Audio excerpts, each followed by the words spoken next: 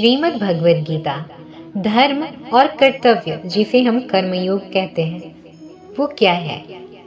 श्रीमद् भगवद गीता के तीसरे अध्याय कर्मयोग में भगवान श्री कृष्ण अर्जुन को बताते हैं कि कर्म अर्थात कर्तव्य इस जीवन का आधार है। जीवन में कर्म करना प्रत्येक व्यक्ति का धर्म है और उसे बिना किसी स्वार्थ या फल की अपेक्षा के पूरा करना चाहिए। कर्तव्य निभाने का क्या महत्व है।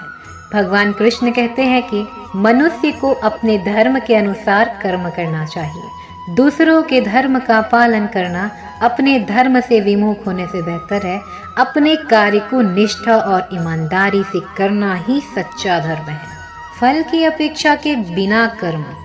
भगवान कृष्ण कहते हैं कर्मण्येवाधिकारस्ते मा फलेषु कदाचन, अर्थात आपको अपने कर्म पर ध्यान देना चाहिए, न कि उसके परिणाम पर।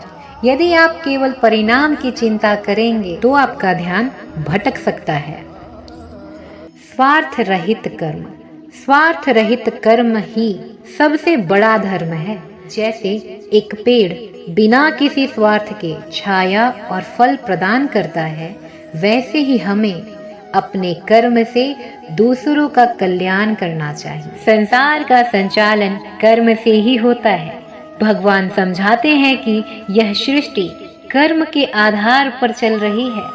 सूर्य, चंद्रमा, पृथ्वी और प्रकृति अपने अपने कर्मों का पालन कर रही है। यदि हम अपने धर्म से विमुख हो जाते हैं तो समाज और जीवन का संतुलन बिगड़ सकता है।